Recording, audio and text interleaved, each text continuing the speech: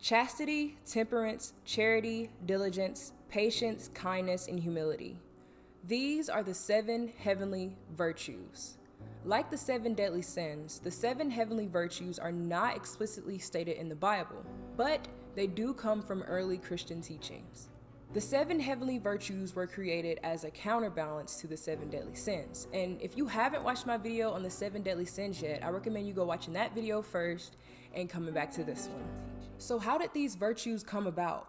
In the 13th century, Catholic philosopher and theologian Thomas Aquinas connected the 7 heavenly virtues with the theological and cardinal virtues, further solidifying their place in the Christian ethical thought. The foundation of the 7 heavenly virtues came from the counterpoints of the 8 evil thoughts. These were created by a 4th century Christian monk named Evagrius Ponticus. Then, in the 6th century, Pope Gregory I changed the 8 evil thoughts and it developed into the 7 deadly sins. So Thomas Aquinas elaborated on these changes, helping refine and formalize the system of virtues in Christian thought. The 7 heavenly virtues represent the moral qualities that believers are encouraged to cultivate in order to live a righteous life. Chastity is the state or practice of refraining from extramarital or especially from all sexual intercourse. Chastity is the opposite of lust. Modern society is filled with media and advertisements that objectify or commercialize human sexuality. Being mindful of what you watch, read, and engage with online can help defeat lust. Music. My coochie good, that's why I got 2 baby dads. Yeah, we're gonna need to switch it up. He's my all and all, and I'll never turn back. I don't know if y'all notice, but when you listen to certain types of music, it changes your mood. If you're trying to defeat lust, R. Kelly should not be your most listened to artist. Dating apps are often designed around quick attractions. Delete them. Focus on building relationships on mutual respect rather than sexual attraction. Emphasizing respect, trust, and emotional connection creates deeper connections. Chastity is not just about abstaining from sexual activity. It's also about cultivating self-discipline and self-respect in all areas of life. Temperance is the quality of moderation or self-restraint.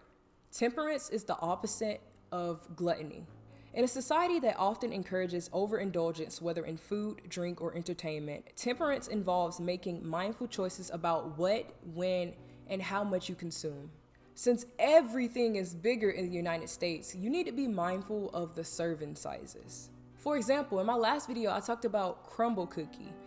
And I understand that a reasonable person would assume that one cookie is not pushing 1,000 calories. But that is the case for Crumble's standard cookies. So a mindful thing to do would be to look at the back of the label or look at the nutrition facts of the cookie you're eating and make sure you know the serving size of that cookie. Keep in mind that everyone is different shapes and sizes and we all have different needs. So one serving of rice for your friend might be enough, but you might need a little bit more, especially if you're 6'2" like me. So be moderate in your needs. Charity is kindness and tolerance in judging others. Charity is the opposite of greed. Now, this virtue is often misconstrued with giving money to the less fortunate. But at its core, charity is about love and action. It's compassion, empathy, and the willingness to serve others in both big and small ways.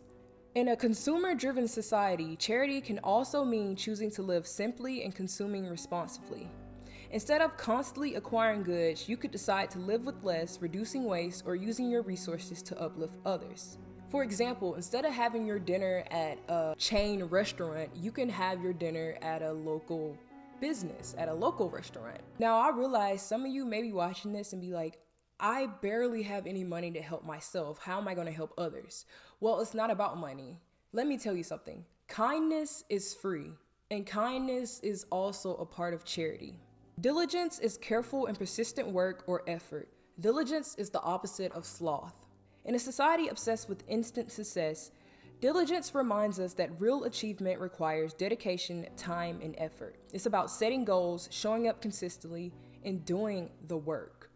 I don't know if y'all familiar with the story called The Hare and the Tortoise. The rabbit ended up losing against the turtle because, the rabbit's like, it's a turtle, he's slow. The turtle stayed consistent and it ended up winning the race. So I feel like that's a good kind of literary example of diligence. Maintaining a balanced and healthy lifestyle is another form of diligence. Consistency. Consistency. That is the name of the game. Give social media and that new show you're watching, give it a break. Do not let lack of productivity kill your dreams. Patience is the capacity to accept or tolerate delayed trouble or suffering without getting angry or upset. Patience is the opposite of wrath. Modern society often promotes the idea of constant productivity and comparison, which can make us impatient with ourselves. Exercising patience involves recognizing your own limits, avoiding harsh self-criticism, and allowing yourself the space to grow and learn without rushing or forcing progress. Don't be slothful and not work at all, but also don't overwork yourself because you are impatient. Also, holding on to grudges can fuel wrath, so be quick to forgive others. And forgiveness doesn't mean that you're condoning bad behavior. Forgiveness is just a way for you to move forward with your life. Patience is the keystone of lasting success in relationships. Kindness is the quality of being friendly, generous, and considerate. Kindness is the opposite of envy. Put the phone down. Limit your social media consumption and focus on what you have rather than what you lack. Social media can fuel envy by showing you glimpses of other people's lives, which can lead to unhealthy comparisons. Comparison is the thief of joy. Take into account that people often only share the highlights of their life and not their struggles. Do not be fooled by social media. Focus on your own growth and progress rather than measuring others' success online. Humility is the quality of having a modest view of one's value or importance. Humility is the opposite of pride. Humility involves recognizing our limitations, being open to learning, and valuing others' contributions. The first thing to remember when you're trying to oppose pride is that Jesus Christ was the only perfect man. Nobody on this earth is perfect. Pride often comes from the illusion of self-sufficiency, but recognizing that everything you have is a gift can keep you humble. Humility is not thinking less of yourself, but thinking of yourself less. The 7 heavenly virtues provide timeless principles that are not just relevant, but crucial in today's world. These virtues serve as an antidote to this world full of sin. So, which of the 7 heavenly virtues do you think is most needed in modern society?